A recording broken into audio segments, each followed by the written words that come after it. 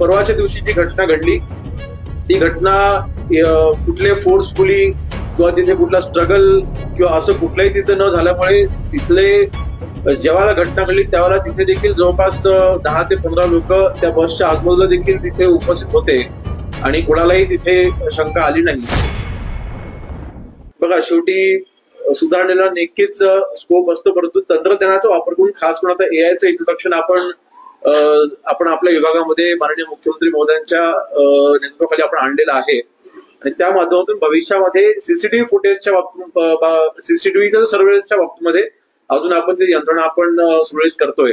परंतु परवाच्या दिवशी जी घटना घडली ती घटना